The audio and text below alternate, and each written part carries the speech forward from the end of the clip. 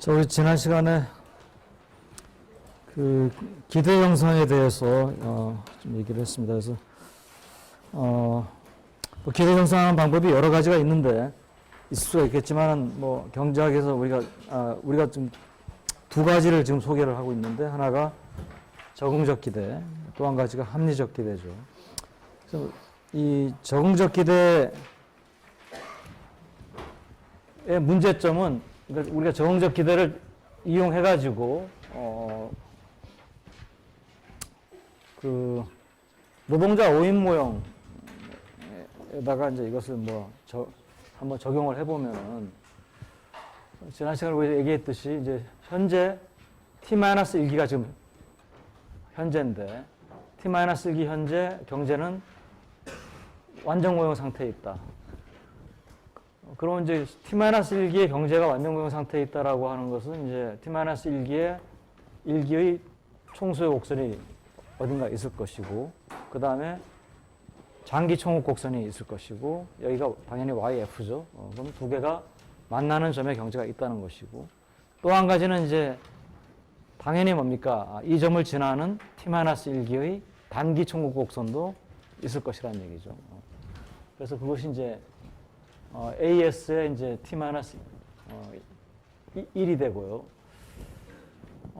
이제 한 기간이 지나가지고 T기가 되면서 이제 상황은 뭐냐면 T기가 되면서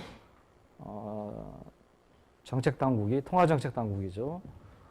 통화 공급량을 증가시키는 거예요, 그죠? 증가시키는데 통화 공급량의 그 모습은 이제 이런 식으로 이제 증가시키는 것으로 한번 올린 다음에 그 올린 수준을 항구적으로 유지하는. 그러니까 이거에 대응되는 것은 이제 이렇게 갔다가 다시 오는. 그래서 우리가 이걸 일시적인 통화량 증가라고 하고 이것은 항구적인 통화량 증가라고 부르겠습니다. 그러니까 뭐 항구적인 통화량 증가는 여러분들이 어떤 사람들은 또 이런 거를 이제 항구적인 통화량 계속해서 통화량이 올라가는 거. 이거를 항구적인 통화량 증가라고 이제 해석을 할 수도 있겠는데, 이렇게 되면은 AD 곡선이 계속 뭡니까? 계속 움직여야 되죠, 계속. 그러니까 뭐 이런 상황을 이런 상황도 현실에서는 당연히 있을 수 있는 상황인데, 그렇지만 이제 여기서 우리가 분석을 하기 위해서 편리한 것은 AD 곡선이 자꾸 움직이면 굉장히 불편하기 때문에, 그러니까 이제 이런 상황을 가지고 분석을 한다고 해서 이제, 그래서 AD 곡선이 뭡니까? 한번 오른쪽으로 이동한 다음에 여기에 이제 퍼머넌트하게 머물러 있는 거죠. 왜냐하면 통화량이 한번 늘어나서 그 수준에서 고정이 되고 다른 매생배에서도 다 고정이 되어 있으니까 AD 곡선이 여기에 머물러 있고.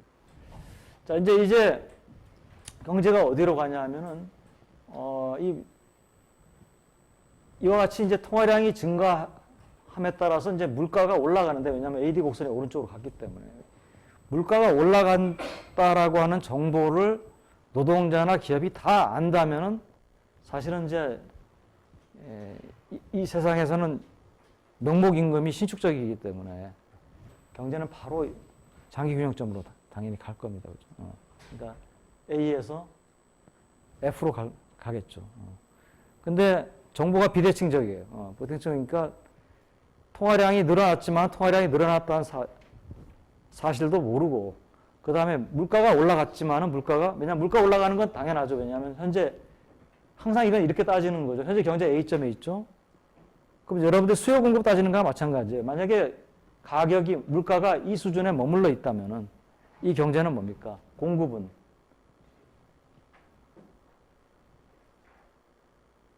AS까지의, 그러니까 여기까지의 거리고, 수요는 여기서부터 AD 곡선까지 거리잖아요. 그러니까 수요가 공급보다 많잖아요.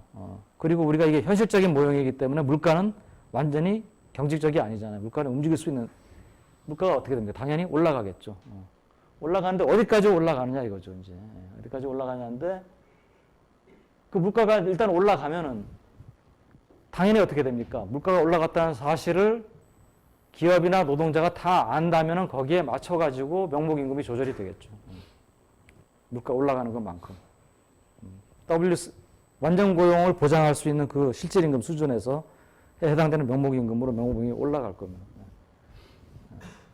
생각해보세요. 예를 들어서 여러분들이 하루에 뭐 설렁탕 3끼 먹는 게 여러분들 실질임금이다. 그러면 물가가 설렁탕 값이 한 개에 5,000원에서 6,000원으로 올라갔다는 사실을 알면 노동자도 3개 곱하기 6,000원에서 18,000원 요구할 거고 기업도 뭡니까? 18,000원 줘도 더 올려줘도 실질임금은 이전하고 같으니까 손해볼 거 없잖아요. 그죠?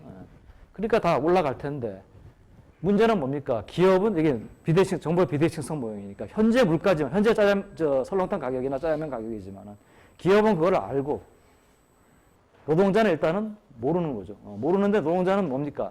저항적 기대라고 했으니까 아직 뭡니까? 짜장면 값이 이전에 T-1기 값으로 고정되어 있다고 이제 생각을 그 값이라고 추정을 하는 거예요. 정태적 기대 우리 얘기했으니까. 그러면은 단기 총업 곡선은 명목임금에 의해서 좌우되는데 노동자들이 명목임금을 올리지 않으니까 그냥 AST에 그냥 머물러 있어요. 총수의 곡선은 ADT로 옮겼어요. 그러니까 경제가 일로 가는 거예요. 만약에 이게 다 안다면은 여기서 바로 F로 가는 거예요. 자, 이제 지난번에 얘기한 대로 B점에서 이제 일단 갑니다. B점에 가니까 이제 물가가 올라갔어요. 한 기간이 지나면은 노동자들도 물가가 올랐다는 사실을 알아요. 우리 정태적 기대를 가정했으니까. 그러니까 노동자들은 뭡니까? 아, 물가가 이 정도까지 올라갔으니까 조금 명목임금을 더 올려받아야겠다. 그게 바로 뭡니까? AS 곡선이 더 위로, 왼쪽으로 이동하는 거죠. 그래서 요 점을 지나도록 이동하는 건 AS 곡선의 식이 이제 그런, 우리가 그렇게 써서 그런 것이고, 그러면 그때는 또 일로 가고. 근데 그런 과정에서 충분한 시간이 흐르면은 당연히 뭡니까? 요 선을 따라가지고 F로 간다는 걸 우리가 알아요. 그죠? 그게 장기죠. 장기가 되면 일로 간다는 걸 아는데 문제는 뭡니까? 가는 과정에서 항상 뭡니까? 노동자들은 실제 물가를 과소 예측을 하고 있어요. 실제 물가 수준보다 물가가 낮다고 예측을 하는 거예요. 이 과소 예측이 뭡니까? 항상 그러니까 체계적인 오류죠. 그래서 체계적인 오류를 범하는 그런 추정 방법이나 예측 방법이나 그것은 좋은 방법이 아니죠. 여러분들 계량 경제학이나 통계학 배울 때 불편성이라고 하는 거, unbiasedness라고 하는 게 중요한 추정치나 또는 예측치의 성질이잖아요. 여러분들이 그 통계학에서나 계량 경제학에서 뭐 평균에 대한 추정치도 배우지만은 또 그 평균에 대한 추정치를 가지고 다음번에 평균에 대한 어떤 예측치로도 쓸 수 있거든요. 그러니까 그래서 unbiased predictor, unbiased estimator 뭐 이런 unbiasedness라고 하는 그것이 뭐 그 다음에 이제 efficiency 같은 것도 중요한 기준이 되지만은 그래서 그런 이제 이 계속 과소 예측한다는 거는 바이어스가 돼 있다는 거 아니에요. 밑으로 예측을 하는 좋은 성질이 아니죠. 그래서 정책 기대가 우리가 처음에 들었을 때는 뭐 그럴 수도 있겠다. 근데 합리적인 사람이라면 적응적인 기대로 예측을 한다면 그 사람은 합리적인 사람이라고 볼 수가 없죠. 한두 번 틀리면은 한번 좀 크게 질러보자. 뭐 이게 이제 오히려 더 합리적일 수 있다는 거. 그래서 이번에는 이제 합리적 기대라고 하는 개념이 이제 일찍부터 나온 개념이지만은 경제학에서 이것이 이제 제대로 도입이 돼가지고 이용이 되기 시작한 것은 80년대 중반 정도. 원래 이것은 한 60년대 후반에 나온 개념이에요. 합리적 기대. 합리적 기대라고 하는 것은 이제 어떤 변수를 예측을 할 때 현재 가지고 있는 정보를 가지고 그 변수를 예측하는데 현재 가지고 있는 정보를 가지고 변수를 예측한다라고 하는 것은 뭐 우리가 통계적으로 학적으로 보면은 조건부 기대를 한다는 것이고 조건부 기대를 한다라고 하는 것은 이 조건이라고 하는 것은 정보라고 하는 조건이 주어질 때 어떻게 기대치를 형성할 것이냐라고 하는 것을 우리가 계산을 하려면 뭘 알아야 됩니까? 조건부 확률 분포를 알아야 돼요. 그러니까 어떤 정보가 주어졌을 때 확률 분포가 어떻게 변하는지를 알아야 돼요. 근데 이거는 뭡니까? 그 확률 분포가 어떻게 변하는지를 가르쳐 주는 것은 경제학에서는 경제 모형이죠. 그렇잖아요. 어떤 내가 뭐 Y라고 하는 것이 뭐 예를 들어서 어떤 통화량이다 라는 걸 안다. 그러면은 이게 늘어났을 때 뭐 물가에 어떤 영향을 미치느냐. 그러면 뭐 예를 들어서 X 더하기 Y, 뭐 이거는 통화량이고 이거는 물가에 영향을 미치는 뭐 다른 뭐 원자재 가격이나 다른 가격이다. 그러면 X 플러스 Y로 영향을 미치느냐, 뭐 아니면 X 곱하기 Y로 영향을 미치느냐. 또는 잘 우리가 틀린 사람들은 X 마이너스 Y라고 할 수도 있겠죠. 그러면 Z라고 하는 것이 만약에 이렇다라고 하면은 우리가 이거의 분포가 주어졌을 때 Z의 분포를 구할 수가 있잖아요. 그때 어떤 모양으로 이게 되는지를 알아야지만 분포를 제대로 구할 수 있죠. 그죠? 통계학을 여러분들 조금 해보면은 다, 뭐 아마 여러분들이 배운 수준의 통계학 갖고 다 이걸 이해할지는 모르겠지만은 하여튼 어느 정도는 아마 여러분들이 이 얘기가 뭔지를 이해를 할 수가 있을 겁니다. 조금 더 이제 잘 하려면은 아마 수리 통계학 같은 걸 아마 이제 배우면은 실제로 이제 조건부 확률 분포도 계산을 해보고 여러분들이 해보겠지만 그래서 그런 개념이고요. 그래서 이제 사실은 조건부 확률 분포, 그러니까 조건부 기대치의 개념이지만 거기에 뭡니까? 그 조건부 기대치를 계산함에 있어서 뭡니까? 경제 모형, 경제가 어떻게 움직이느냐에 대한 난리지가 들어가야 된다는 얘기죠. 그 난리지를 사람들이 갖고 있다라고 하는 것을. 그 난리지가 완벽하지 않다 하더라도 어느 정도 사람들이 비슷하게 가지고 있다라고 하는 거죠. 왜냐하면 우리가 가지고 있는 모형이 완벽한 모형이 아니잖아요. 인간으로서 우리는 실제로 경제가 어떻게 움직이느냐라고 하는 것을 뭡니까? 뭐 과거의 경험이나 이런 걸 통해 가지고 분석을 통해 가지고 우리가 좀 알고 싶어 하는 것이 이제 우리 학문이라는 게 그런 거잖아요. 실제 세상은 이렇게 움직이는데 우리가 그 세상이 어떻게 움직이는 이치를 알고 싶은 거예요. 철학도 그렇고 뭐 이거는 자연과학도 그렇고 사회과학도 그렇고 사회과학은 좀 더 어렵죠. 사실은 그렇게 하는 게 자연과학에 비해서. 왜냐하면 자연과학은 A를 집어넣으면 B가 거의 확실하게 나오는데 사회과학은 A를 집어넣어도 그때그때 사람의 심리에 따라서 B가 나올 수도 있고 C가 나올 수도 있고 하여튼 사실 뭐 학문이라는 게 사실 그 어떤 조물주 꼭 그게 뭐 하느님이든 뭐든 간에 조물주가 이 세상을 만들어서 어떤 원리가 있다 그러면 그 원리를 우리가 좀 어떻게 알아보겠다는 건데 그게 우리가 완벽하게 모르잖아요, 사실.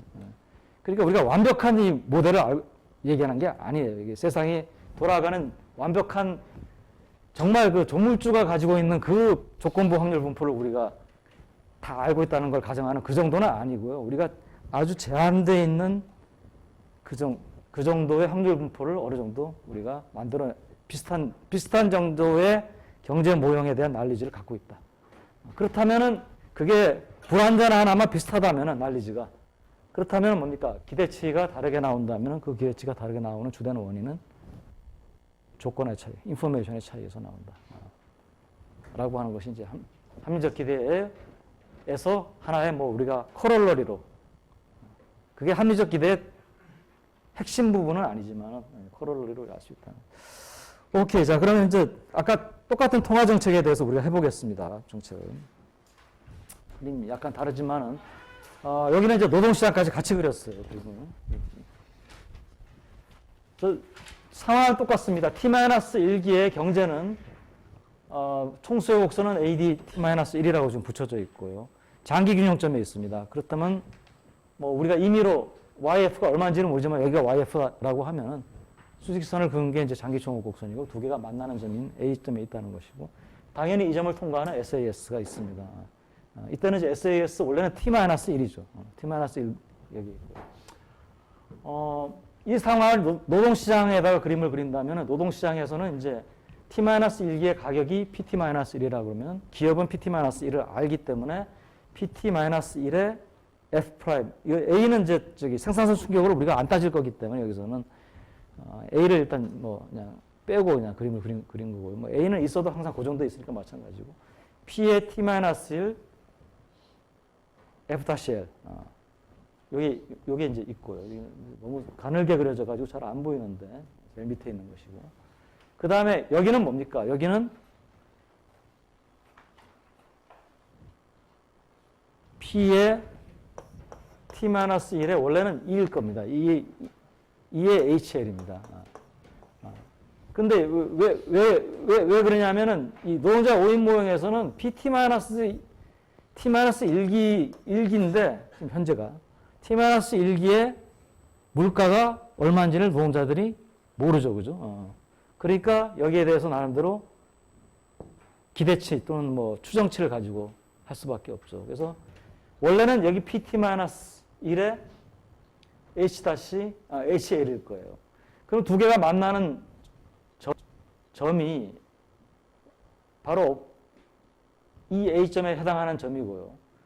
왜냐하면 왜 그러냐 하면은 T-1기는 완전 고용이 달성되어 있다 그랬죠. 그러니까 장기 유정점이라 그랬잖아요. 그러니까 요 점이 완전 고용에 해당되는 LF일 거거든요. 그러니까 이때는 뭡니까? PT를 우리가 노동자들이 몰랐다라고 했지만은 그 모르지만은 실제로는 뭡니까? 이것이 PT-1이라고 같은 거죠. 그러니까 노동자들이.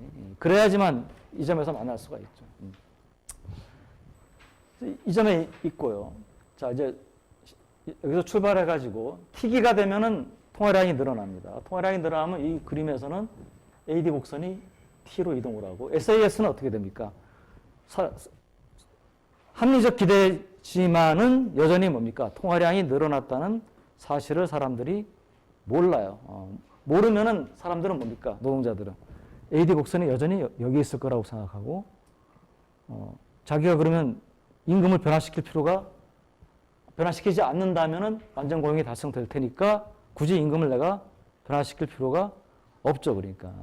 그러니까 SAS 곡선 여전히 여기에 머물러 있을 겁니다.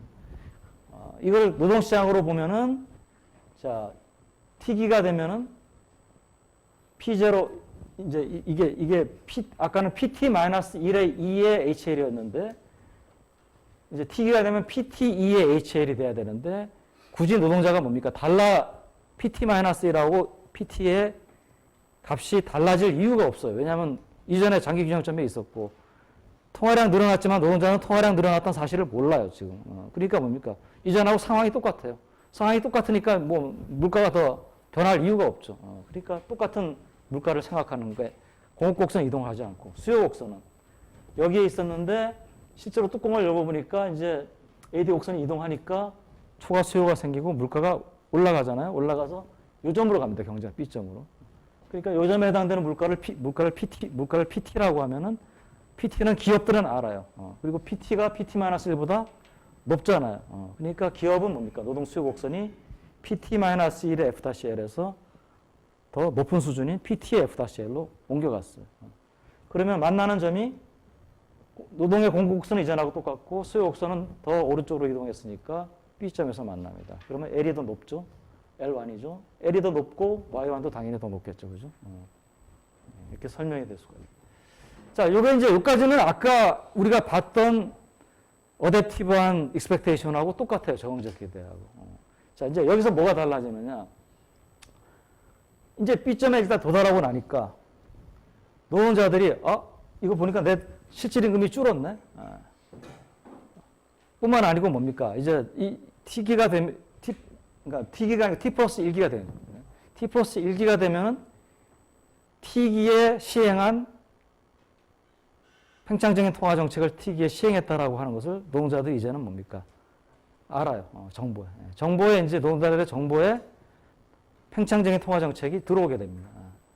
그러면은 어떻게 됩니까? 노동자들은 팽창적인 통화 정책이 항구적으로 통화량이 늘어났다는 사실을 아니까. 그러면 경제가 어디로 갈 것이다라고 하는 것을 노동자들이 이제 이 모형을 가지고 왜냐하면 정보가 예측을 하고 계산을 할 수가 있겠죠. 그럼 노동자들이 어떻게 하겠습니까? 내가 만약에 경제가 물가가 요만큼밖에 안 올랐다고 생각하고 그만큼만 내가 그 임금의 상승을 요구하면은 사실은 요만큼만 올라간다든지 올라갈 겁니다. 그러면은 SAS 곡선은 뭐 또 부분적으로 가고 그러면 또 내가 보니까 그러면 내가 또 과소 예측이 되는구나라고 한 거를 이제는 뭡니까? 이 모형은 노동자들이 아니까, 노동자들이 아니까 다 계산을 할 수가 있거든요. 아까 과소예측하면 그러면 안 되겠구나. 그럼 내가 어디까지 요구를 해야 되느냐? 결국은 C점까지 결국은 가겠구나라고 하는 것을 노동자들이 알고요. 그러면 C점까지 가게 되면은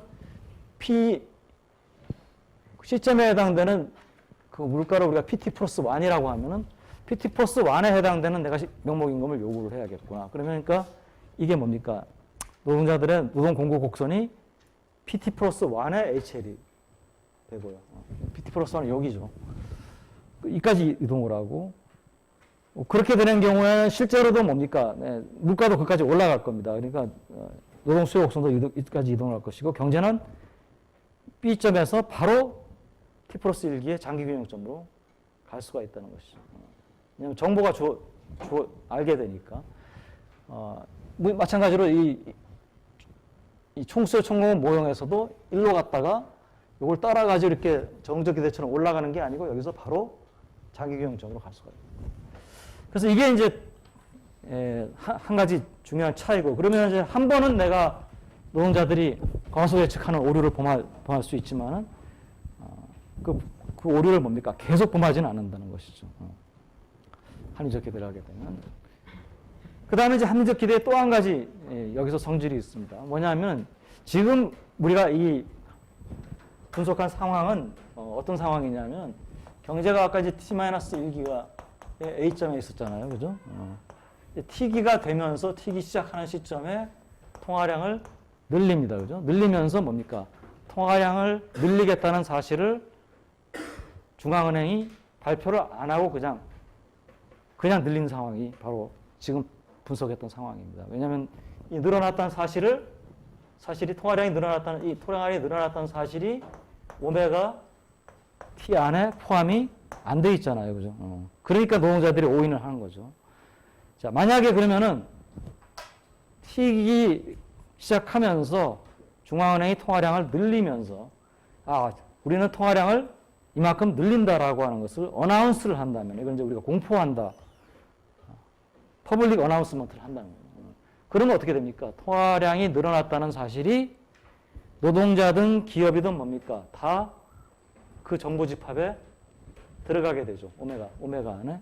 그러면 정보 집합이 같으면은 둘 다 똑같은 예측치를 형성할 수 있고요.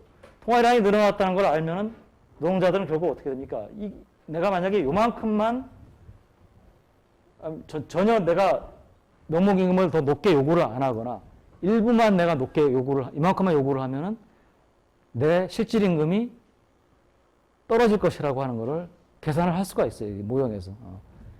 그러니까 어디까지 내가 요구를 해야 되느냐? 결국은 이만큼을 요구해야지만 실질임금이 내가 줄지는 않을 것이고, 따라서 경제는 뭡니까? A에서 바로 C점으로 가게 됩니다. 그러니까 어나운스먼트를 미리 하게 되면은 경제는 장기균형점에서 바로 새로운 장기균형점으로 가게 돼요. 왜냐하면 그 어나운스먼트 팔러시 자체가, 정책 변화 자체가 정보 집합에 포함이 될 거고, 정보 집합에 그것이 포함되면은 노동자들도 뭡니까? 기업하고 마찬가지로 현재 물가가 얼마쯤 될 것이다라고 하는 것을 모형을 통해 가지고 내가 요만큼 명목임금을 올리면은 물가가 요만큼 될 것이고, 그러면 내가 올리기를 원했던 명목임금보다 물가가 더 올라갔으니까 나는 실질임금 떨어지게 되잖아요. 그러니까 더 요구를 해야겠다. 요만큼 더 요구를 하는데 요만큼만 더 요구를 하면은 보니까 요만큼만 요구를 하면은 그래도 또 물가가 더 높아요. 그러면 얼마만큼 내가 요구를 해야지 내가 요구한 물가 상승하고 실제 물가 상승이 같아지느냐. C점에 해당되는 거를 내가 요구해야지 된다. 라고 하는 것을 노동자가 이 모형을 알고 모형의 원리를 알면은 계산을 할 수가 있다는 거죠. 그러니까 여러분들이 이제 이걸 배우고 그거를 계산을 못 한다면은 노동자만 우리가 가정하는 평균적인 노동자만 못하다는 얘기예요. 자, 오케이. 그래서 이것은 이제 이 얘기가 유명한 그 용어가 있습니다. 이게 이제 합리적 세고전학파 또는 합리적 기대 가설론자의 정책 무력성 명제라고 하는 그런 이제 그래서 정책 무력성 명제는 뭐 이걸 번역한 것인데요. Policy Ineffectiveness Proposition이라고 하는 것인데요. 이거는 이제 세고전학파 또 세고전학파 안에서도 이제 실물적 경기 변동론자보다는 합리적 기대 가설론자들이 주장한 얘기입니다. 그래서 이 정책 무력성 명제는 뭐냐면 미리 발표된 정책, 즉 어떤 정책을 시행하는 경우에 경제 주체들이 이 정책 시행에 관한 정보를 다 알고 있다면은 그 정책은 뭡니까? 실질 국민소득이나 고용량 같은 실질 변수에 영향을 못 준다는 얘기입니다.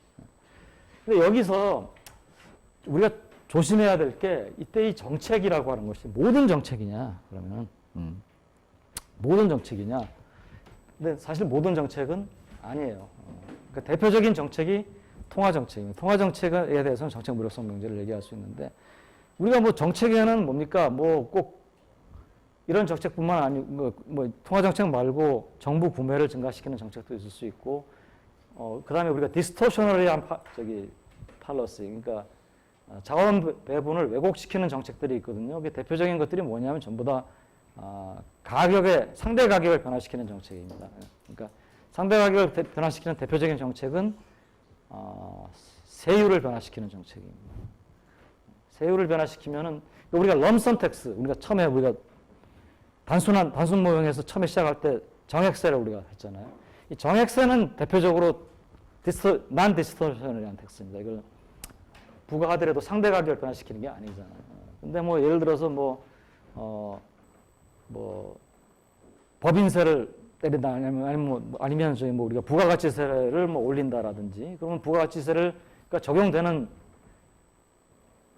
제품이 있고 그렇지 않은 제품도 있거든요. 그러면 상대 가격 또 우리가 뭐 자동차에 대해서 뭐 우리가 한시적으로 지금 경기를 부양하기 위해서 자동차 그 세금을 한시적으로 낮춰주잖아요. 이런 건 다 이제 디스토셔널이 한 거죠, 그러니까. 그래서 이런 것들은 당연히 미리 발표되든 안 되든 당연히 뭡니까? 경제에 영향을 미치는 게 너무나 당연합니다. 그러니까 우리가 이 정책 무력성 명제 이거를 얘기할 때 그냥 이렇게 돼 있다고 해가지고 모든 정책 아니에요. 그러니까 이 정책 무력성 명제의 그 범위를 우리가 좀 한정시켜서 생각해야 되는데 가장 좁게는 통화정책. 통화정책입니다. 뭐 럼섬 텍스를 조절하는 뭐 재정정책 또 뭐 굳이 넣으려면 넣을 수가 있겠는데 나는 뭐 여러분들 그냥 이걸 안전하게 얘기할 때는 통화정책에 한정시키는 게 좋을 것 같습니다. 그리고 이제 실질 변수에 영향을 못 준다는 것이지 당연히 명목 변수에는 영향을 당연히 주겠죠. 그죠? 고전학파의 세계가 돼버리니까 일단. 요게 이제 그 뭐 기대 형성에 대해서 이 정도 했습니다. 이걸 이제 좀 우리가 조금 응용을 시키면은 T기에 확장적인 통화 정책을 쓰겠다고 통화량을 늘리겠다고 발표를 한 후에 실제로는 T기의 발표를 대로 안 하고 그냥 통화 정책을 뭐 이전대로 유지를 시킨다. 그러면 어떻게 되느냐? 뭐 이런 식의 이제 좀 꼬아서 내는 문제들을 이제 낼 수가 있어요. 오케이. 그 정도. 자, 다음 주제 넘어가죠. 실업 넘어가겠습니다.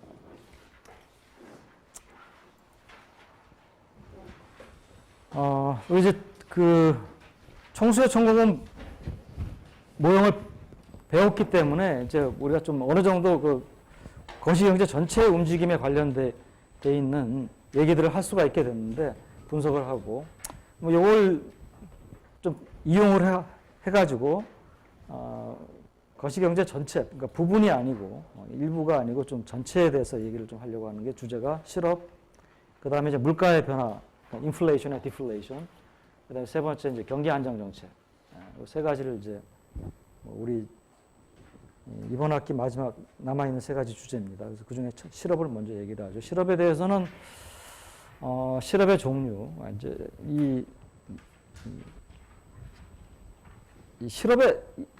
실업이나 노동시장에 관해서는 사실 정말 이게 중요한 부분이에요. 이게 사실 경제학에서 굉장히 중요한 부분이기 때문에 할 얘기들이 굉장히 많은데 뭐 우리가 좀 또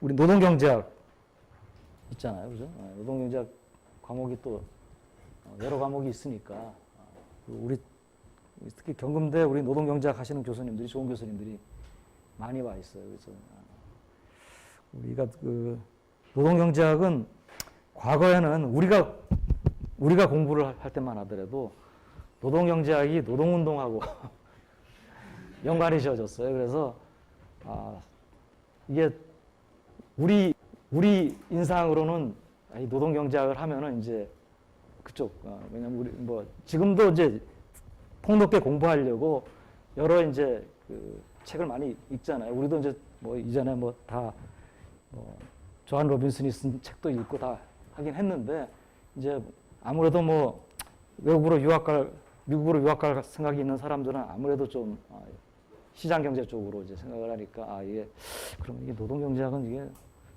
이게 막스 뭐 그래서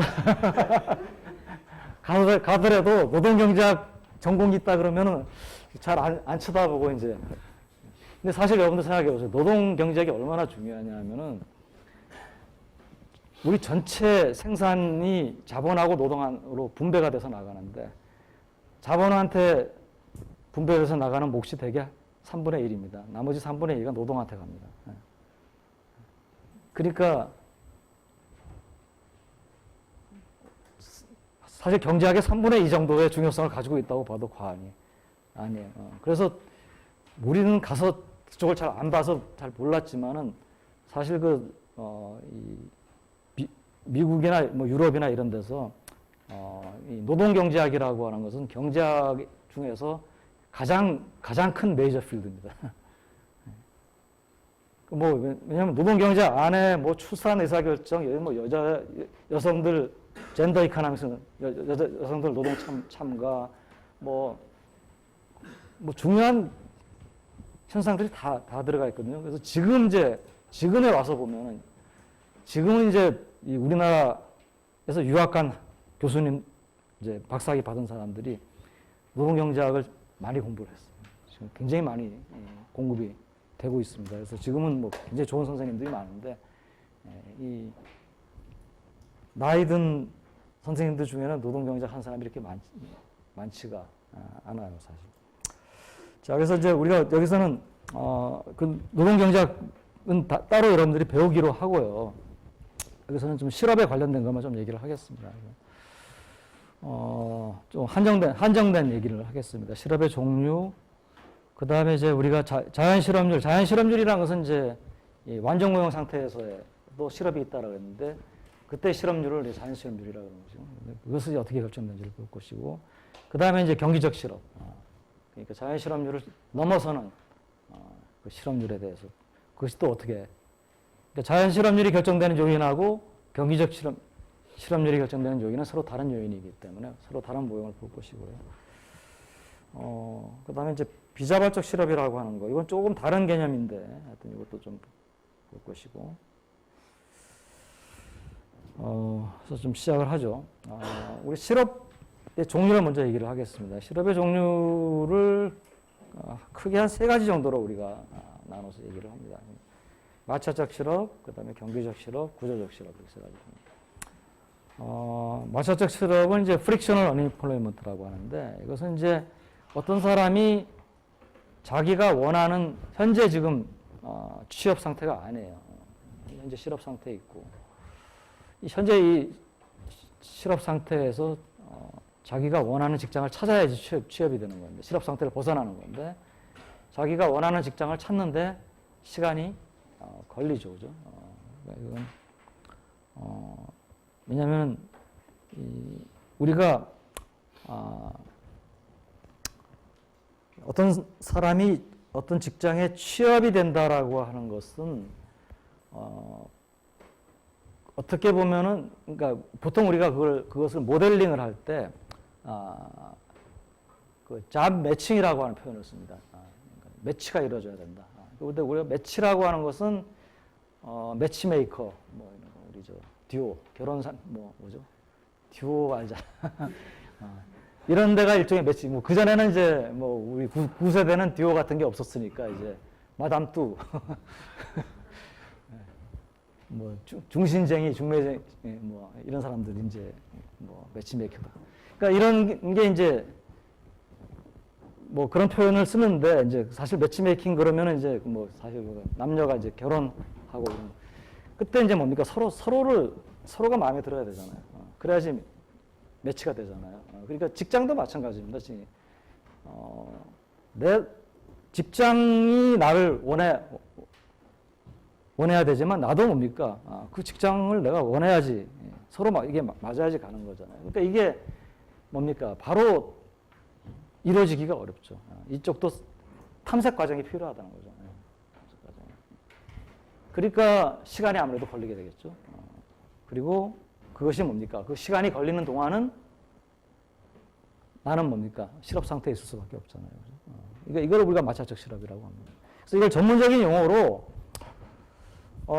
일자리를 구하는 과정을 이제 직장 탐색이라고 합니다. 그러니까 잡서치라고 합니다. 그래서 잡서치 과정에서 발생하는 실업을 우리가 마찰적 실업이라고 하고요. 이 마찰적 실업에 여러 가지 특성이 있는데 일단 이 마찰적 실업은 보통 자발적 실업입니다. 왜냐하면은 아까 얘기한 대로 잡서치를 내가 하는 이유는 물론 매치가 안 이루어지기 때문에 내가 계속 서치를 하는데 그래도 뭡니까? 내가 정말 궁하면은 아무 직장이나 내가 나한테 자리를 주면은 난 간다. 근데 내가 그걸 안 가고 뭐 다른 직장을 좀 더 찾아본다라고 하는 것은 뭡니까? 내가 스스로 이걸 원해가지고 이제 다른 직장을 찾아본다는 거니까 이걸 이제 보통 자발적 실업이라고 이제. 왜냐하면 내가 마찰적 실업은 대개 어떤 경우에 발생하냐면은 그러니까 내가 원하는 직장, 그러니까 나한테 어떤 오퍼가 오더라도 이 오퍼보다 내가 좀 더 나에게 좀 더 뭐 높은 월급을 주거나 아니면 앞으로 미래 성장 가능성이 좀 있거나 아니면 좀 더 뭡니까 뭐 직장이 좀 안전한 직장이거나 하여튼 뭐 이런 것들이 조건이 있기 때문에 내가 여기를 바로 안 가고 더 찾아보겠다. 그러니까 이게 그런 건 있으니까 이제 자발적 실업고요. 그렇기 때문에 이 마찰적 실업은 경제적 비용이 그렇게 크지가 않다라고 얘기합니다. 이게 경제적 비용이라는 것은 마찰적 실업이라고 하는 것도 뭐 실업 상태에 있는 사람한테는 좀 그래도 뭐 별로 만족스러운 건 아니고요. 그래도 뭐 빨리 이 상태를 내가 벗어나야겠지 뭐 그런 이제 그런 것도 있지만은 마찰적 실업이라고 하는 것은 내가 원해서 하는 거니까 내가 좀 더 좋은 직장 찾기 위해서 스스로 내가 바로 직장을 구하는 거를 좀 멈추고 하는 거니까 아무래도 뭡니까 나에게 나의 뭐 어떤 스트레스라든지 뭐 이런 것들이 덜한 거죠. 또 개인적으로도 그렇지만은 이 마찰적 실업은 사회적으로도 굉장히 유익한 실업이에요. 왜냐하면은 내가 이 마찰적 실험은 잡서치를 하기 위해서, 그러니까 잡서치조차 안 하면은 이거는 뭡니까? 마찰적 실업이 아니고 그 사람은 비경제 활동 인구, 경제 활동 인구가 아니에요. 잡서치를 해야지만 실업자가 될 수 있는 자격이 있잖아요. 우리가 실업자를 보통 카운트를 할 때 첫 번째 질문이 뭡니까? 지금 일을 하고 있느냐? 일자리가 있느냐? 그러면 거기서 yes 그러면 취업자가 되는 거고 no 그러면은 바로 실업자가 되는 게 아니고 세컨 퀘스천이 들어가죠. 지난 일주일 동안에 뭐 몇 시간 이상 직장을 구하기 위해서 시간을 써본 적이 있느냐. 뭐 이런 식의 질문이 들어갑니다. 아니면 지난 4주간 매주 1시간 이상씩 뭐 직장을 구하기 위해서 노력해 본 적이 있느냐. 이건 뭐 질문이 좀 더 까다로울 수도 있고 덜 까다로울 수 있는데 그 질문이 들어갔을 때 그 질문에 대해서 yes 해야지만 그제서야 뭡니까? 실업자로 인정이 되죠. 그 질문에 대해서 no 그러면은 직장을 구하려고 노력해 본 적이 없다라고 하면 그 사람은 비경제 활동 인구가 되고. 그래서 이건 이제 잡서치를 하기 위해서 실업 상태에 있는 건데 이 사람은 잡서치를 하고 있다는 거예요. 근데 이 사람은 뭡니까? 잡서치를 하는 목적이 뭡니까? 내가 지금 당장 이 직장에 가면 요만큼 월급을 받을 수 있는데 그것보다 더 좋은, 더 많은 월급을 받는 직장에 가겠다. 근데 그럼 나에게 더 많은 월급을 주는 직장이라고 하는 게 뭡니까? 그 고용주가 사장님이 굉장히 뭐 인심이 후한 사람? 그래서 나한테 더 월급을 많이 줄까요? 뭐 현실에서는 그런 사람이 있을 수도 있겠지만은 나에게 월급을 더 주겠다는 사람은 뭡니까? 내가 가치가 더 있다고 생각하는 사람이잖아요. 그러니까 내가 이 직장에서는 요만큼밖에 가치를 내가 발휘하지 못하는데 이 직장에 가면 내가 더 높은 내가 생산성을 발휘할 수 있다. 그리고 그 직장이 나한테 높은 임금을 주려고 할 겁니다. 그러니까 이 사람이 그만큼 가치가 있기 때문에 높은 임금을 준다는 것이고 그 가치가 올바로 판단이 됐다면 더 생산성을 더 높일 수 있다는 거죠. 그러면 뭡니까? 나는 실업 상태에서 내가 원하는 좀 더 좋은 직장을 찾는 과정에서 나 스스로를 뭡니까? 생산성이 낮은 직장에서 생산성이 높은 직장으로 나를 옮겨 놓습니다. 그러면 나도 생산성이 높은 임금 받으니까 좋지만은 사회적으로도 뭡니까? 이 사람이 적재적소에 간다는 얘기죠. 그러니까 여기 있으면 낮은 생산성을 근데 자기가 스스로 실업 상태에서 일자리를 구해서 더 생산성이 높은 상태로 이동을 할 수가 있으니까. 그러니까 뭡니까? 사회적으로도 좋잖아요. 그러니까 이 마찰적 실업은 굳이 없애려고, 다 없애려고 할 필요가 없다는 거죠. 다만 뭡니까? 마찰적 실업의 기간을 줄여주기 위해서 뭔가 뭐 제도적인 노력이나 이런 걸 할 수는 있겠죠. 그거에는 뭐냐면 고용에 관련된 정보를 바로바로 좀 이렇게 노동자들에게 많이 전해주거나 아니면 뭐 잡페어 같은 걸 해가지고 한 군데 막 노동자하고 기업들이 모여가지고 서로 탐색을 할 수 있게 해준다든지. 근데 지금은 이제 정부가 그런 노력을 굳이 안 해도 뭡니까? 인터넷에서 이런 서비스를 제공하는 그런 이제 또 회사들이나 이런 것들이 또 막 생기고 있어요. 그러니까 이제 그런 점에서는 마찰적 실업이 좀 줄어들 수 있는 여지들이 이제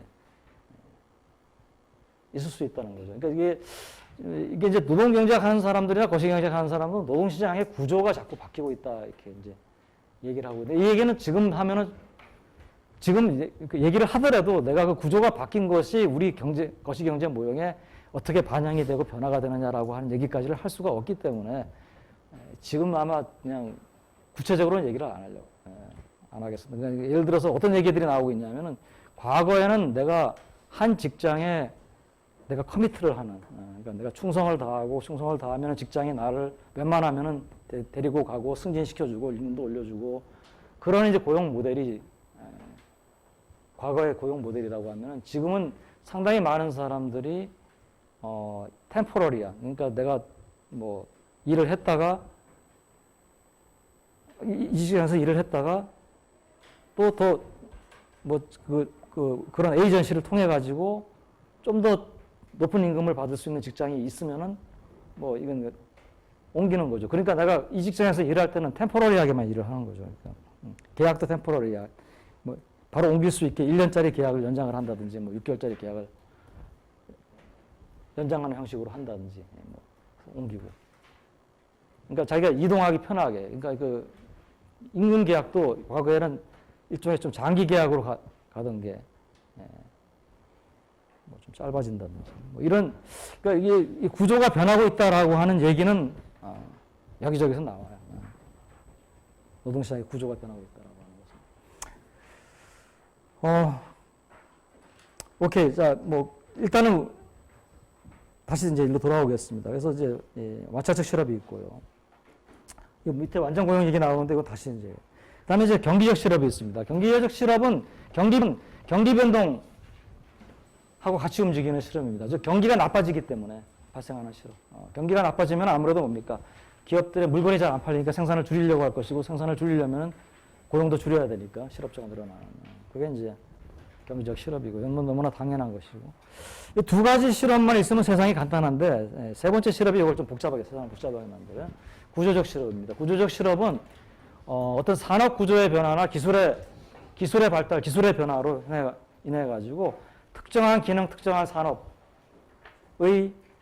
노동자에 대한 수요가 감소하기 때문에 특정 부문에서만 이건 이제 지역도 얘기할 수가 있습니다. 우리나라는 뭐 나라가 크지 않기 때문에 뭐 서울에 있던 사람이 뭐 대구에서 갑자기 뭐 일자리가 있다 그러면 뭐 그렇게 어렵지 않게 가서 했는데 뭐 미국 같으면은 나라가 굉장히 크기 때문에 또 어떤 나라는 뭐 이렇게 지역 간의 인구 이동 자체를 또 컨트롤하는 여러분들이 생각하는 것보다도 많은 나라들이 여기 뭐 저기 지금 중국 유학생들 혹시 있습니까? 중국도 지금은 좀 덜하지만 이게 지역을 옮겨가지고 일자리를 사는 거 이런 거를 어느 정도 좀 제약을 해왔고요. 지금도 아마 좀 제약을 하고 있을 겁니다. 이거는 뭐 중국뿐만 아니고 많은 나라들이 그러한 어떤 제도를 가지고 있는 나라들이 상당히 우리가 생각하는 것보다 많아요, 사실은. 그래서 이런 것들이 이제 뭐냐면은 구조적 실업. 그러니까 지역에 이제 뭐냐면 지역 이동이 제도적인 이유 때문에 지역 이동을 잘 못한다든지 아니면은 또 어떤 경우는 뭐냐면은 뭐 자기 아무래도 내가 태어나서 자란 이 고향 부근에서 나는 살고 싶다. 그러니까 저쪽에 뭐 예를 들어서 캘리포니아에서 오래 살던 사람이 뭐 동부 쪽에 일자리가 좀 있다라고 하더라도 나는 웬만하면 캘리포니아에서 내가 일자리를 구하고 싶다. 근데 내가 가진 기능이 캘리포니아에서는 사양 산업이 돼가지고 별로 일자리가 많지가 않다. 그러면 나는 뭡니까? 실업자인 상태로 있을 수밖에 있을 가능성이 높잖아요. 근데 그럴 때, 뭐 난 당연히 직장을 찾으려고 노력을 하고 있을 겁니다. 그렇지만은 나는 마찰적 실업자라기보다는 이럴 때는 뭡니까? 구조적 실업자예요. 마찰적 실업하고 구조적 실업은 사실 뭐 경기적 실업도 마찬가지입니다. 경기적인 이유로 실업자가 되면은 그 사람은 당연히 뭡니까? 새로운 일자리를 찾겠죠. 그죠? 그러니까 찾는 동안에는 또 마찰적 실업자예요. 그래서 이게 어떤 사람이 이 사람이 실업자다라고 할 때 이 사람이 현재 경기적 실업자냐, 마찰적 실업자냐, 구조적 실업자냐 딱 이렇게 뭐 칼로 물 베듯이 분류하기 사실은 쉽지가 않아요. 그래서 이제 뭐 일단 구조적 실업을 다시 얘기하자면 이제 산업 구조의 변화나 기술의 발달로 인해 가지고 그러니까 이전에는 우리가 뭐 주판 잘 놓는 사람들이 이제 다 뭐 그 사람 주판만 잘 놓으면은 뭐 은행에서 다 모셔갔거든요. 근데 지금은 은행에서 이거 놓는 사람이 있긴 있어요. 아직도 있긴 있지만은 뭐 이거보다는 뭐 다 뭐 컴퓨터에서 다 해주니까 또 뭐 신발 이거 밑창 같은 거 잘 붙이는 이런 이제 노동자들 이전에 우리나라 마산이나 이쪽 부산 쪽에 진해 뭐 이런 쪽에 이제 신발 산업이 굉장히 발달했었습니다. 근데 이제 그것이 이제 임금의 이제 뭐 문제라든지 이것 때문에 그쪽에 이제 사양 산업이 돼가지고 신발 노동자들이 원래는 우리나라 그 당시에는 우리나라에서 상당히 고임을 받는 노동, 그러니까 임금을 괜찮게 받는 사람들이었는데 이 사람들이 이제 실업자가 되는. 이게 이제 뭐 지금은 신발 산업이 다시 좀 들어왔죠. 그러니까 이건 이제 무슨 패션이나 아니면 무슨 특수한 기능을 가진 뭐 버블 뭐 이런 기능을 가진 신발이 이제 생기니까 조금 그쪽이 이제 좀 우리나라가 좀 살아나는 것 같은데 또 뭐 최근에는 이제 뭐 여러분들 뭐 신문에 많이 조선 산업 이제 우리나라 한동안 우리나라를 끌고 갔던 산업이지만은 지금은 이제 좀 이제 임금이 너무 높으니까 그러니까 이제 좀 사형화되고 있는 그런 지금 우리가 구조조정 이제 얘기를 하지만은 구조조정에는 개별 기업이 그 산업 자체는 괜찮은데 어떤 기업이 뭐 기업의 경영을 잘못하거나 뭐 기술 개발을 잘못하거나 뭐 그래가지고 어려움에 빠진다. 그러면은 그거는 이제 개별 기업 차원에서 하는 건데 지금 조선 산업이나 이런 것은 뭡니까? 지금 개별 기업의 구조조정이 아니고 전체 산업이 우리나라 조선에 대한 수요에 비해서 그러니까 이게 뭐 전 세계적으로 조선 배에 대한 수요가 줄긴 줄었지만 이게 살아난다 하더라도 지금 조선 산업이 이전과 같이 살아날 수가 있겠느냐라고 할 때 이제 그런 이제 판단, 그러니까 산업 구조 조정의 차원에서 이제 접근이 돼야 되지 않냐 이런 얘기가 나오는 이유가 이제 이런 얘기입니다. 그래서 이 구조적 실업은 특징이 뭐냐면 경기하고는 무관하게 발생하고요. 경기가 나쁘다고 해가지고 특별히 뭐 어떤 사양 산업이 갑자기 경기가 좀 좋아진다고 해서 사양 산업이 갑자기 뭡니까 뭐 신흥 산업, 새롭게 막 부흥하는 그런 산업이 되는 건 아니잖아요, 그죠? 계속 나빠지는 추세에서 잠깐 반짝할 수는 있겠죠. 그러니까 그런 점. 그래서 경기하고는 무관하게 발생하고 있다 특징이. 두 번째는 완전 고용 상태에서도 그러니까 암만 완전 고용이 돼 있다 하더라도 뭡니까 사양 산업은 있기 마련입니다. 그러니까 사실은 완전 고용 상태 또는 경제가 성장한다는 게 사실은 어떤 상태에서도 사양 산업이 있기 마련이거든요. 그러니까 사양하는 산업에 속하는 기업들이 없어지고 또 뭡니까 새롭게 또 부상하는 산업, 그 기업들이 사양 산업에서 퇴출되는 기업하고 없어지는 기업을 리플레이스를 하면서 이제 경제가 성장을 하는 것이죠. 그러니까 그 과정에서 제대로 경제가 성장하려면 뭡니까 이 사양 산업에 있는 노동자들이 풀려 나와서 이 사람들이 뭡니까 새로 부상하는 산업으로 이동을 할 수가 있어야 되죠. 근데 이제 문제는 이제 서로 기능이 다르니까 나는 여기서는 높은 임금 받았는데 저기 가면 내 기능이 별로 필요가 없어. 그럼 나는 이제 저임금자가 되잖아요. 그거 싫으니까 여기서 어떻게 해서든 이제 살아남아야 되니까 이제 노동자들이 이제 뭐 대우조선해양이나 이런 데들이 지금 뭐 어떻게 해서든 뭐 우리 임금 깎지 마라, 우리 내쫓지 마라, 또 지역의 뭐 국회의원이나 이런 사람들한테 이제 로비를 해가지고 대우조선해양 이제 이거 좀 지원해라. 그러면 이제 그 사람들이 뭡니까 뭐 산업은행이 대우조선해양 갖고 있다 그러면 산업은행 총재나 뭐 이런 사람들 또 청문회가 아니고 국정감사 다 하잖아요, 국회의원들이. 그런 데서 뭐 왜 지역 경제는 생각 안 하고 뭐 여기를 지원 안 하느냐, 뭐 그러면 또 지원해줘야 되고. 그러니까 구조조정을 안 하고 계속 가면은 이런 문제들이 자꾸 이제 발생하는. 그러니까 구조조정 얘기를 내가 지금 현재 좀 진도를 벗어난 얘기지만 현재 지금 진행되고 있는 얘기이기 때문에 왜 구조조정을 꺼리느냐. 당연히 꺼리죠. 하면은 은행도 자기가 구조조정하면 구조조정이라고 하는 게 그러니까 손실을 실현시키는 거거든요. 은행들도. 그러면 내가 은행 대출 담당자나 경영 담당자인데 손실이 실현되면은 내 성적이 안 좋아지는 것이고, 그러니까 당연히 뭡니까? 내가 지금 부행장으로 있는 동안은 내가 대출 담당 부장으로 있는 동안은 문제를 내가 터뜨리지 말자. 계속 미루자. 그런 이제 더구나 뭐 국회의원들도 뭐 지역 경제 때문에 도와주라 그러는데 뭐 여러 가지로 좋고 좋은 게 아니냐고 이제 미뤄지기 마련이거든요. 근데 사실 그게 그 여러 가지 코스트들이 있어요. 그래서 물론 이제 구조조정 당하는 당사자들은 굉장히 이제 괴로운 일이지만은 사실은 그것을 유지를 하려고 노력을 함으로 인해 가지고 다른 또 비용들이 발생을 할 수가 있다는 것이죠. 그래서 이제 구조적 실업이 있고요. 이제 우리가 완전 고용을 정의를 할 때 이제 문제는 뭐냐면은 이 구조적 실업이 이제 자발적인 실업이냐 비자발적 실업이냐 이건 사람들이 자발적으로 하는 거냐 비자발적으로 하는 거냐. 이제 구조적 실업은 사실 비자발성입니다.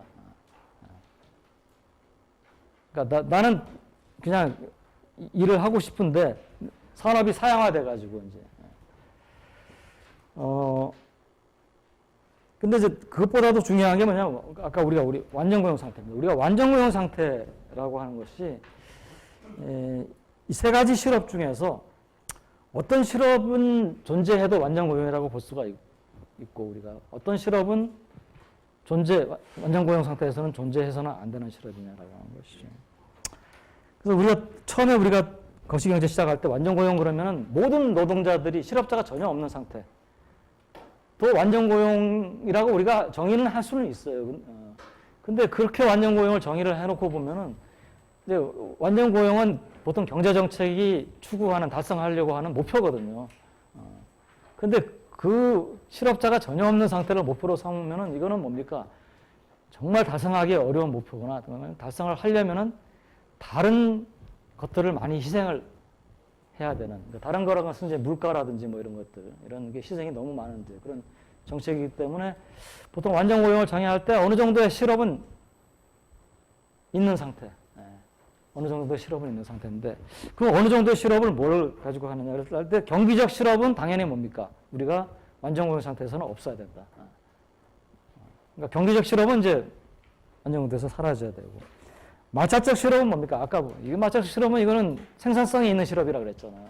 이거는 뭐 불가피한 실업이고 어느 정도는 그리고 그 자체가 뭡니까? 생산성이 있어요. 이게 높은 좋은 직장으로 간다는 게 사회적으로도 좋은 얘기니까. 그러니까 그럼 마찰적 실업은 얼마든지 완전 고용 상태에서는 인정할 수 있다. 문제는 구조적 실업이죠. 구조적 실업은 이거는 비자발성이 있기 때문에 그러니까 대우조선에서 높은 임금 받던 사람은 계속 높은 임금 받고 대우조선에 향해서 일하기를 원해요. 그 임금 받고. 근데 문제는 뭡니까? 그 산업이 사양화되면은 그 임금 주고 이 사람을 고용할 조선사들이 몇 개 안 남기 때문에 당연히 취업을 못 하겠죠. 그러니까 이제 그런 거는 비자발적인 실업이라고 볼 수가 있는데 왜냐하면은 비자발적 실업은 뭐 다음에 또 얘기를 하겠습니다. 문제는 이 구조적 실업을 우리가 이제 이거를 완전 고용 상태에서 인정을 해줄 것이냐 안 해줄 것이냐인데 이게 사람들 생각이 여기에 대해서 조금 이전하고 바뀌었어요. 그래서 이전에는 구조적 실업을 완전 고용 상태에서는 구조적 실업이라는 게 없어야 된다라고 생각했는데 지금은 그러니까 이게 좀 그레이한 에어리입니다. 그러니까 여러분들 거시경제 교과서를 읽어보면 어떤 교과서는 완전 고용 상태에서 구조적 실업이 존재해도 완전 고용 상태냐 아니냐에 대해서 전혀 언급을 안 하는 교과서도 있어요. 명쾌하지 않게. 아마 거시경제 교과서 10 중에 한 8 정도는 아마 그 얘기를 안 할 겁니다. 얘기를 하기 시작하면 복잡해지기 때문에. 그레이한 에어리거든요.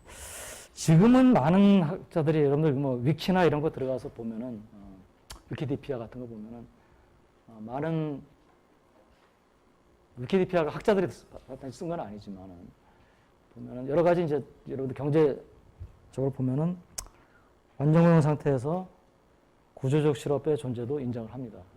그러니까 그래서 경기적 실업만 없으면은 그러니까 마찰적 실업하고 구조적 실업은 완전 고용 상태에서는 존재할 수 있다.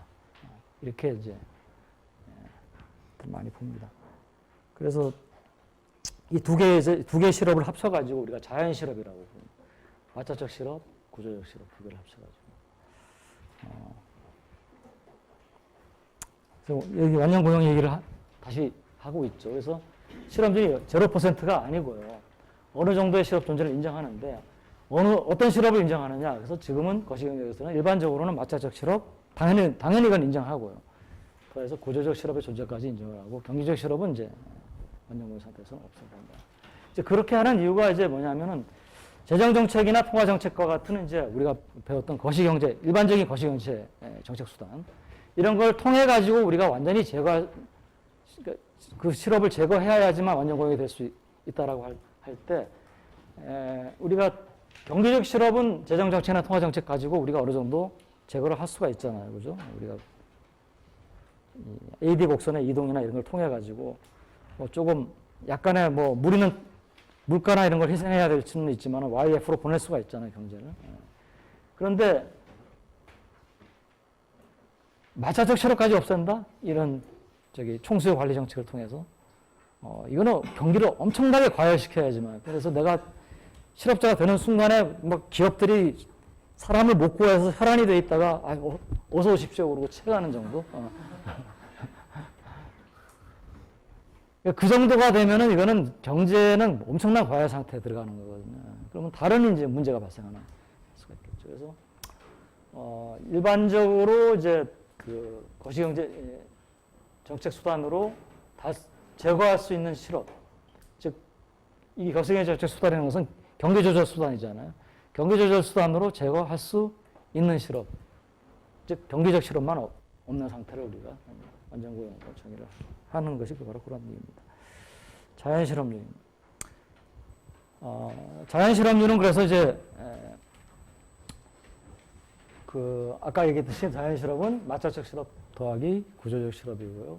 실제 실업은 자연 실업에다가 경제적 실업까지 더한 것이 실제 실업이죠. 근데 우리가 이제 아까 얘기했듯이 완전 고용 상태에서는 맞작식 실업하고 구조적 실업을 인정하기 때문에 자연 실업 전체 이제 그 경제 활동 인구 중에서 자연 실업자의 비중, 이걸 우리가 자연 실업률이라고 부를 수가 있잖아요. 우리가 실업률이라고 하는 게 실업자의 수 나누기 경제 활동 인구잖아요. 퍼센트로 하기 위해서는 곱하기 100을 해야겠지만. 그러니까 그 중에서 우리가 자연 실업률 그러면은 전체 실업자가 아니고 분자의 자연 실업자만 들어가야 되겠죠. 그러니까 맞았죠. 구조적 실업자만 분자에 들어가고. 분모는 역시 전체 경제 활동 인구. 그게 바로 자연 실업률입니다. 그래서 우리가 보통 완전 고용, 어떤 경제가 완전 고용 상태가 됐다라고 하는 것을 어떻게 판별을 하느냐. 우리가 YF라고 하는 값을 우리가 알면은 Y가 YF하고 같아지면은 완전 고용 상태다 이렇게 얘기를 할 수가 있겠지만, 그것도 하나의 방법이지만 또 한 가지 방법은 뭐냐면은 자연 실업률을 우리가 추정합니다. 왜냐하면 YF라고 하는 것은 우리 그림에서는 YF 이렇게 그냥 썼지만 현실에 있어서는 뭡니까? 이 YF는 우리가 경기 용짐이 이렇게 성장 추세가 있고 아래 위로 움직이잖아요. 이게 YF는 뭡니까? 이 성장 추세를 따라서 이렇게 계속 움직이거든요. 그러니까 이 움직이는 애를 뭐 금년에는 얼마고 내년에는 얼마고 내후년에는 얼마고 뭐 매년 추정을 해가지고 Y가 YF보다 크냐 작으냐 이거는 조금 어렵잖아요. 근데 자연 실업률은 뭡니까? 그냥 자연 실업률이 5%다, 4%다 이렇게 해놓으면은 추정을 해놓으면은 이건 왜냐면 트렌드를 가지는 게 아니니까 추정을 하면은 실제 실업률이 7%인데 자연 실업률 4%인데 7%다. 그러면 그 사이인 3%는 뭡니까? 경제적 실업이죠. 경제 실업이 존재하니까 지금은 완전 고용 상태가 아니다. 그러니까 우리가 자연 실업률을 가지고 완전 고용 여부를 판별할 수 있는 것은 자연 실업률이 0에서 4%다, 우리나라가. 그럼 우리나라 실제 실업률이 한 4% 정도 됐다. 그러면 물론 4% 안에는 경제적 실업자가 뭐 한 명도 없다 이렇게 얘기할 수는 없을 거예요. 그렇지만은 우리가 뭡니까? 그 정도 되면은 어느 정도 경제적 실업은 거의 제거가 된 거니까 현재를 완전 고용 상태로 보자. 이렇게 우리가 판별할 수가 있겠죠. 그래서 그게 이제 자연 실업률을 가지고 완전 고용을 판별하는 것인데요. 이 자연 실업률은 또 물론 국가에 따라 차이가 있고 나라에 따라 차이가 있고 또 이것도 뭐 항상 일정한 게 아니고 시간에 따라 변할 수가 있습니다. 근데 자연 실업률을 결정하는 요인은 물론 뭡니까? 시간에 따라 변하긴 하지만은 그 요인들이 경기 변동의 요인하고는 다른 요인들이에요. 아까 얘기한 대로 자연 실업률에 주로 맞차적 실업이 있다라고 하면은 맞차적 실업을 결정하는 요인은 뭡니까? 비어있는 직장에 대한 정보를 탐색하는데 내가 시간이 오래 걸린다면 자연 실업률은 높아지겠죠. 그죠? 근데 그 정보를 빨리빨리 모아가지고 제공하는 어떤 웹사이트가 지금 생기고 그 웹사이트를 통해가지고 직장하고 나하고가 서로 상대방을 빨리 찾아볼 수 있다. 이러면은 줄어들 수도 있겠죠, 시간이. 그러니까 그런 이제 이와 같은 요인은 경기하고는 무관한 요인이라고 볼 수가 있을 겁니다. 그래서 그런 점에서 이제 시간에 따라 이제 변화할 수는 있지만은 경기적인 요인에 의해서 변하는 건 아니다. 그래서 이제 많은 나라에 있어서 완전 고용을 판별하려고 할 때 한 가지 방법이 자연 실업률을 추정을 합니다. 이제 뭐 현재 우리나라의 자연 실업률이 얼마가 될 것이다. 그리고는 실제 실업률이 자연 실업률보다 크고 작으냐 여부를 따라서 지금 현재 우리가 완전 고용보다도 낮은 상태에 있다, 높은 상태에 있다 이런 걸 판별을 할 수가 있겠죠.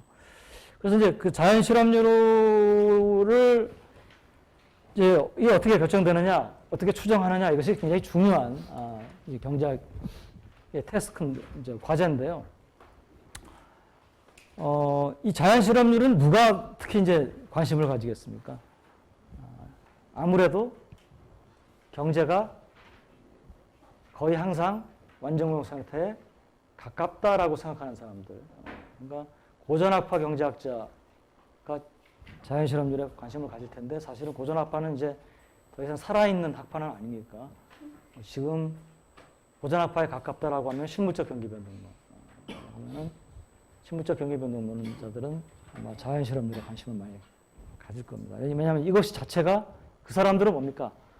경기적 실험은 존재하지 않는다고 보니까 실제 실험률이 자연실험률에 가깝다. 그러니까 그 사람들의 실물적 경기변동론자 또는 우리가 이제 시대를 거슬러 올라가서 보전학파 경제학자들이 살아있다라고 하면 그 사람들은 뭡니까? 그 사람들의 실험률 결정 모형은 바로 자연실험률 결정 모형입니다. 경기적 실험은 가격의 기능에 의해서 재빨리 제거가 된다고 봤기 때문에. 그래서 자연실험률 결정 모형만 여기서 좀 소개를 하죠. 이 자연실험률 결정 모형에서 모형을 우리가 알려면은 이해를 하려면은 이게 자연실험률 결정 모형도 사실 여러 가지 모형이 있어요. 일단 요걸 좀 여러분들이 이해해.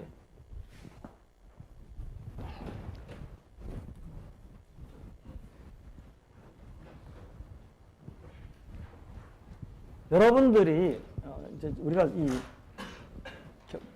총인구가 있고요. 이 중에서 이제 뭡니까? 생산 연령 인구가 있죠. 연령 인구는 이제 뭐 그 나라의 이제 뭐 무슨 근로기준법에 따라 다르겠지만 몇 세 이상이 되면은 이제 일을 꼭 학교에 안 가고 일을 뭐 자기가 원하면 일을 할 수가 있다. 그럼 이제 생산 연령 인구가 되고 이것이 다시 나눠져 가지고 여기 비경제 활동 인구가 있고요. 경제 활동 인구가 있고요. 그다음에 이것이 다시 나눠 가지고 실업자가 있고 취업자가 있죠. 그러면은 예를 들어서 생산 연령 인구가 예를 들어서 14세라고 합시다. 14세 뭐 15세 뭐 몇 살 적어놨는데 잊어버렸는데. 그러면 여러분들 그냥 나이가 들어가지고 생산 연령 인구가 일단 된다고 합시다. 이거는 이제 자기가 원해서 되는 게 아니고 세월이 흐르면 저절로 이제 이거잖아요. 일단은 이제 여러분들이 생산 연령 인구가 되면은 여러분들이 이제 선택을 할 수가 있습니다. 뭘 선택할 수 있습니까? 얘 또는 얘 또는 얘를 선택할 수가 있죠. 그렇잖아요. 나는 학교에서 그냥 공부 계속하고 일자리 구하는 건 당분간 안 할래. 그러면 여러분들은 비경제 활동 인구를 선택한 것이고요. 나는 나이는 어리지만은 뭐 내 집안에 좀 저 살림을 내가 책임을 져야 되니까 일을 하겠다. 그러면 이제 경제 활동 인구가 되는데 그때 이 사람이 일자리를 바로 구하면은 취업자가 되는 것이고 일자리를 못 구하면 실업자가 되는 것이고. 그러니까 이게 뭡니까? 이 세 가지 중에 일단 여러분이 원하든 원하지 않든 일단은 뭐 생산 연령 인구를 뭐 15세라고 합시다. 그냥. 그러면 15세가 되면은 여러분들이 원하든 원하지 않든 간에 세 개 중에 한 가지가 됩니다. 이걸 우리가 상태라고 합니다. 스테이트. 스테이트 모드. 스테이트가 세 개죠. 하나는 뭡니까? 비경제 활동. 비경제 활동을 이제 not in the labor force로 해서 NA라고 표현할게요. 그 다음에 경제 활동 인구 중에서 employed가 있고 unemployed가 있고. 그러면 여러분들은 일단은 생산 연령 기구가 15세가 일단 되면은 그 이후에는 뭡니까? 여생 동안 뭡니까? 이 세 가지 스테이트 중에서 한 스테이트로 있어야 됩니다. 그러니까 여기서 일로 가든지 또 어떤 스테이트를 옮겨 다니게 되는 거예요, 여러분. 여러분들은 뭐 나든 간에 다. 그러면 이제 이 스테이트가 있고요. 이게 이제 스테이트가 있고 스테이트 간의 이전은 뭡니까? 여기서 일로 가는 게 있을 거고 여기서 일로 가는 게 있겠죠, 그죠? 또 여기서 일로 가는 게 있고 일로 가는 게 있고 일로 가는 게 있고. 그러니까 이런 뭐 이거 실제로 현실에서 뭘 말하느냐? NL에서 2로 가는 건 여러분들이 대학을 졸업하고 바로 그냥 대학 졸업하기 전에 이미 일자리가 결정돼서 졸업장 받자마자 뭐 취업이 된다. 그러면 여기서 NL에서 2로 가는 거고. 그 다음에 뭐 NL에서 U로 가는 거는 뭐 이제 졸업했는데 아직 일자리를 못 구했다. 뭐 E에서 U로 가는 거는 이제 뭐 일자리를 일을 하고 있었는데 뭐 일자리를 잃어버렸다. 뭐. 이제 E에서 NL로 갈 수도 있죠. 이거는 뭡니까? 이제 정년이 돼가지고 이제 내가 은퇴를 하겠다. 더 이상 일을 안 하겠다. 뭐 U에서 LL로 가는 거는 일자리 구하다가 잘 안 구해주니까 뭐 포기하자. 그렇죠, 그죠? 이게 상태가 왔다 갔다. 그래서 이제 원래는 이와 같은 모형을 우리가 3스테이트 모델이라고 합니다. 3스테이트 모델 좀 복잡하니까 책에서는 그냥 여러분들 그냥 값만 잡으라고 2스테이트 모델로 이걸 2스테이트 모델은 뭐냐면은 3스테이트 모델은 여기 상태가 6개가 변화가 6개가 있잖아요. 조금 그것도 뭐 아주 복잡한 건 아닌데 그냥 2스테이트 모델로 생각합시다. 그러니까 NL은 생각하지 말고.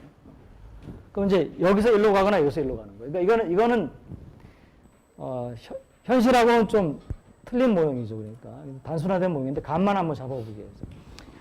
그럼 이제 여러분들이 E에서 U로 가는 거는 뭐냐면은 상태가 이제 변하는데 이거는 뭡니까? 직장을 잃어버리는 거예요. 그래서 우리가 잡 세퍼레이션 이직이라고 합니다. 이직이고요. U에서 E로 가는 거는 뭡니까? 이거는 이제 구직이 또 취직이라고 하죠. 취직. 그러면 우리가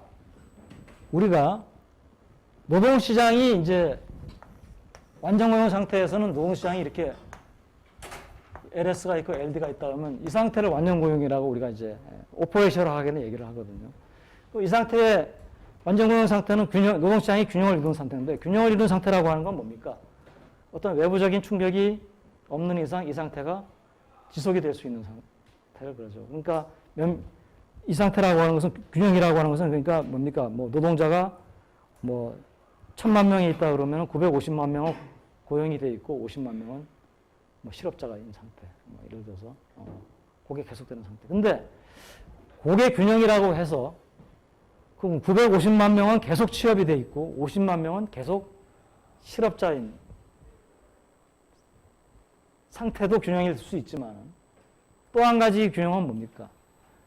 950만 명 중에서 매달 10만 명은 실업자가 되고 50만 명 실업자 중에서 매달 10만 명은 직장을 구해서 취업자가 되고 그래도 뭡니까?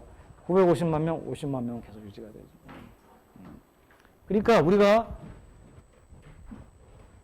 노동시장이 완전고용은 노동시장이 균형을 이룬 상태. 그렇다면 이거 일정. 만약에 인구가 바뀌지 않는다고. 그러하지 않. 근데 이거 일정하다는 게 이거 화살표의 움직임이 전혀 없어도 그 상태가 이루어질 수 있지만 보다 현실적인 건 뭡니까? 이 세상 끊임없이 사람들이 일자리를 잃어버리고 일자리를 새로 찾고 그러죠. 근데 이 화살표의 크기가 서로 같으면은 균형이 유지될 수 있겠죠. 그러면 균형이 유지될 조건은 보다 현실적인 조건은 뭡니까? 이쪽으로 가는 사람의 수하고 일정 기간 동안에 이쪽으로 가는 사람. 우리가 노동시장 이건 뭡니까? 노동의 수요 공급은 플로우거든요. 한 달 동안에 노동의 공급, 노동의 수요입니다. 이쪽으로 가는 사람 한 달 동안에 이쪽으로 가는 사람이 숫자가 같으면 균형이라고 볼 수가 있어요. 그러면 이쪽으로 가는 사람의 숫자, 이거는 뭐에서 결정이 되느냐? 현재 취업이 되어 있는 사람 중에다가 S는 우리가 이직률이라고 합니다. Job Separation Rate라고 해서 한 달 동안에 노동자 한 사람당 평균적으로 노동자 한 사람이, 취업자 한 사람이 한 달 동안에 일자리를 잃을 확률. 그게 이직률. 그러면 그 확률에다가 취업자의 수를 곱하면 한 달 동안에 평균적으로 몇 명이 일자리를 잃는지가 나오죠. 이 화살표의 크기가 나오죠.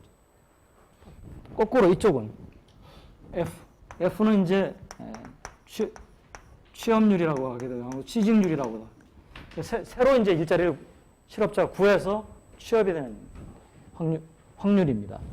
그럼 이건 F 곱하기 U죠. 그래서 두 개가 같은 게 이게 완전고용 또는 완전고용 이걸 뭡니까? 노동시장 균형의 조건이라고 볼 수가 있겠습니다. 2스테이트 모델에서는. 3스테이트 모델에서는 뭡니까? 상태가 3개가 있었고 이것이 유지가 되려면은 요 두 개 화살표의 크기가 같아야 되고 요게 같아야 되고 이게 같아야 되겠죠. 그러니까 같아야 될 조건이 3개가 되는데 투 스테이트 모델에서는 그러니까 세 개를 다 풀려면은 복잡하니까 우리가 일단 이 모델에서 한번 보자는 것이. 시간이 많이 흘렀기 때문에 이 이후에는 다음 시간에 보자.